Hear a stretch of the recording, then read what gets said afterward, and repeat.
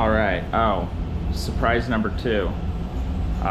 In addition to my rambling pile of bamboos that need shelving, I've got, yes, an Elegoo Giga Storm, which actually works pretty good. The internet is wrong. Sorry, the internet's always wrong. This thing is fantastic. Stock everything. I'm doing one of my radiator brackets right now because it's too long for my bamboos to do on one piece. So, but yeah, 0.4 nozzle, stock everything. Look at that, prints great. Just going to the top rack, nothing special. Still using the 4 build plates on that. You know, I'm an idiot. I should do a bunch of videos about the Giga. Like, everyone is just a hater on the internet. This thing is great. I don't know what everyone's mad about. For the price point, this is ridiculous. And frankly, it prints just about as good as my bamboos. It really does. So, sorry bamboo fanboys. I have 5, but there's nothing wrong with this Elegoo at all. You just gotta level it the first time. Make sure you level it. If you don't level it, nothing's gonna work. It's not magic. The bamboos are just so small, it doesn't matter. Like, everyone is just, I don't know. They're lazy now. The bamboos made people lazy. Like, if you take your printer and you hit the button and it doesn't just work out of the box, like, people get mad now, and I get it. It can be frustrating. I didn't level my Giga with the actual, now I'm not talking about like the auto bed leveling on this with the nozzle touches. I'm talking about the actual, the spring-loaded set screws that are under the plates. You know, you get those, there you go. You got these guys. Yeah, hey Kramer. You know, you gotta put those down. You gotta actually take your time, manually level it. As soon as you do that, it's magic. It just works. Okay, so it's been overnight, and so I've printed out the top radiator brackets on the Giga. This is what it looks like, just sitting on here. Nothing's bolted together, but I'm pretty happy with that. So, single piece. I did the cutouts for the fans, so if I wanted, it doesn't really matter for the top. Obviously, if the fan's just gonna go like that, like, it doesn't matter, right?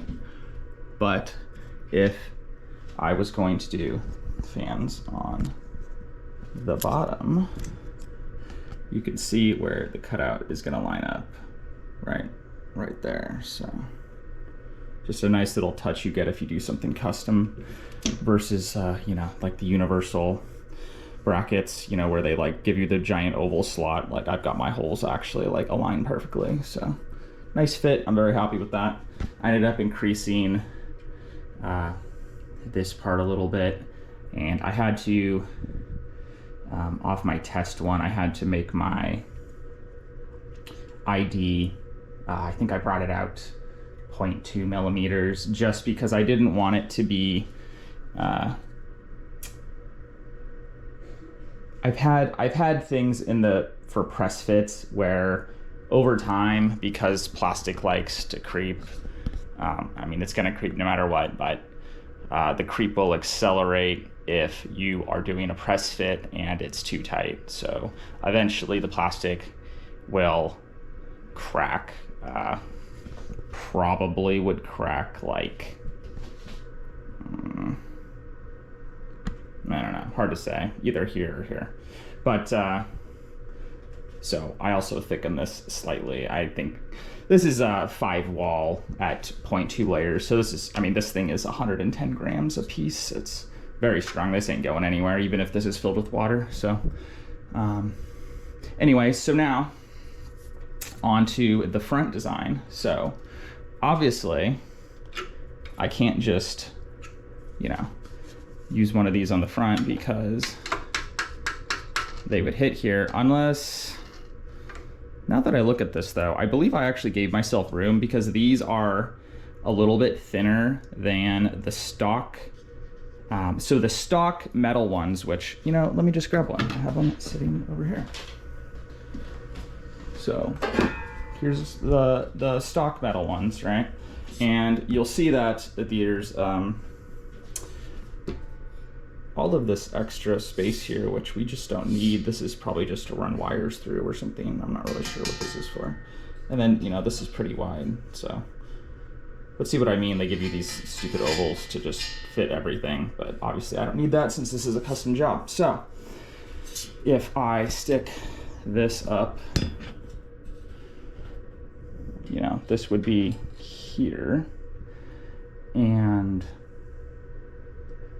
you know, see how much wider it is there. So hopefully the camera's getting this. I can't see what my camera's filming, but so either I just print out another set of 4 of these guys, and you know, we offset it, so you know, I do something like this, right? And this is on there like that, which, I mean, I guess I could just check the fit now.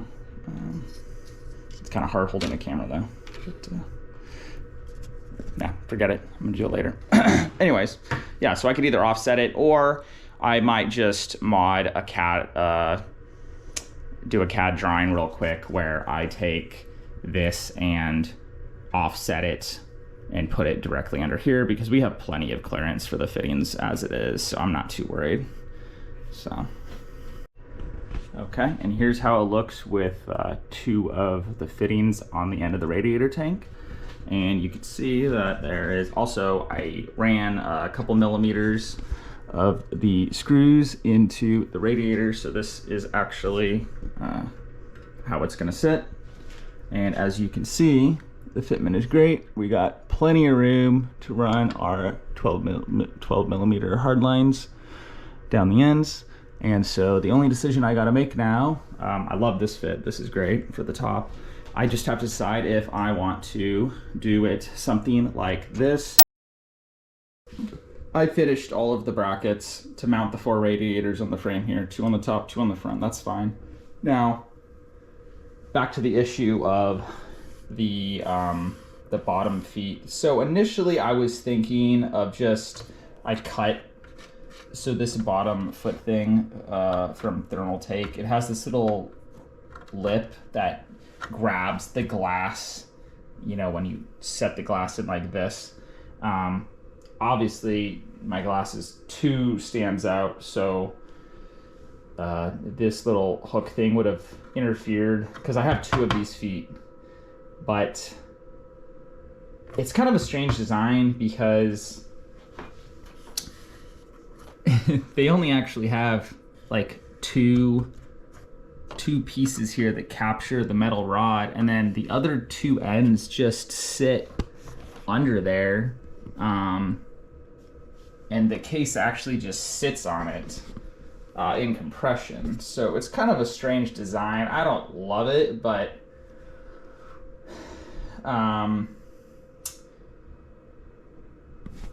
yeah, I don't love it. And since I've already gone this far with making the radiator brackets, and I think I might end up doing some sort of, so, you know, this is why we don't engineer things out of squares, right, in engineering, because it's got a pretty good amount of flex here. I mean, obviously the radiators are going to be kind of a stressed member, so that'll make it more rigid when they're all bolted on and everything. But regardless, I think I could use something between the back rods, other than just, you know, these across the front. So I'm thinking I'll do at least one thing here, even if it's just to kind of stiffen it up.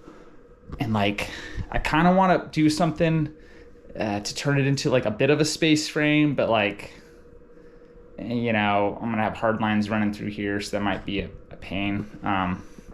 So maybe I'll compromise and just do something where I have an up-down thing here, and then there's like a GPU riser I designed to hold the 5090, like maybe here, and then I can have the riser cable just go straight back over the PSU. I don't know, I haven't quite figured that out yet, how I want to mount it. on this barrel block, I'm not a huge fan of the mounting for the plate. I always forget what this piece is called. I keep wanting to call it a PCIe, but I know that's not what it's called, but the back plane. I don't like the back plane on this barrel at all. I think it's really, really chintzy. They didn't design it very well. And just because of the way that the factory one is as well, it only would have 2 bolts into the card itself, because 4 of the bolts went into the factory heatsink and then 2 into the chip. So even if I use the stock one, it's like only held on by 2 little bolts. These stupid little ones right here, which I do not love. And then this thing is a triple slot, so this is already like oversized. And then they gave me a double slot, the barrel one, but this thing just is a piece of shit. So, but and plastic creeps, and I gotta mount to the. I mean, it's probably weighs less than the. I would imagine this weighs less than the stock 5090, but like not by much. It's just more compact because this thing is just a giant copper block. So it's pretty heavy. So I don't really want to like have to support it with plastic at the same time. So this is the fun stuff you get to think about if you design most of the stuff on your case. So regardless of that, then I'm thinking I'm gonna do some brackets crossing on the back here for my pumps.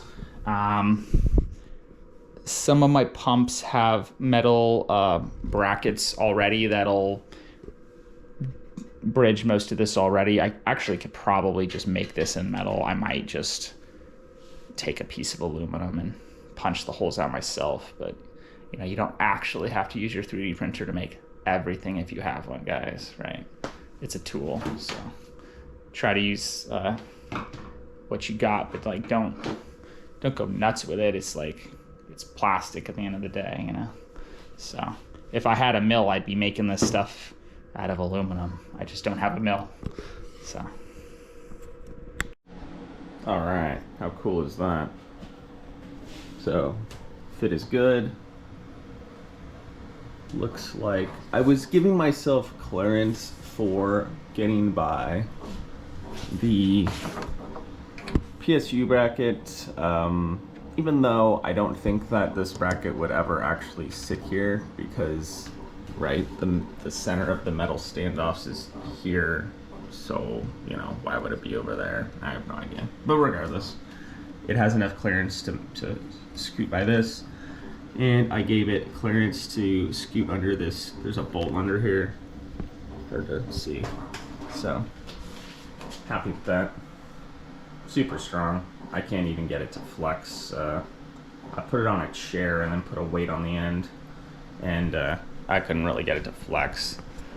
I designed it basically just to take compression, right? So, don't expect any side-to-side movement, really. I mean, if you're whacking your case, okay. So, next steps, I guess, is I need to figure out what I'm going to do with the design for the piece. So I'm probably going to make 3 different feet designs. This is probably going to be the one in the center. I'm going to have one on the end here. And I need to put some little tabs on it to rest the tempered glass on, because you don't want to just have the glass free floating with a compression fit. You've seen that subreddit with all the broken glass sides. I think that would be the fate there if I just did that. So and then the back, and then for the back one, right, it'll be here, but I think I want to have some sort of a tab that goes out and actually goes under the metal part of the case, and then I could screw it in, maybe, if I care. I don't know if I'll screw it in, but it'll at least sit sit on the bottom there because the bottom of the case is not actually the metal tubes. I mean, it sort of is, but I mean, this is actually, you know, a large chunk of the weight, so I can't just balance it on the metal tubes because this side is a lot heavier than this end, so it would be kind of tilting itself, which is why they did that weird underslung thing on the end here, right here, right? So I'm gonna come up with a more elegant design of this system, but also I made it a little taller than the stock one because I figured get it a little higher off the ground could not hurt the PSU there, and you know, dust buildup. So here's the difference basically. So actually, I essentially doubled it. So, and look at how beefy mine is compared to this one. Hilarious, right? So onwards and upwards.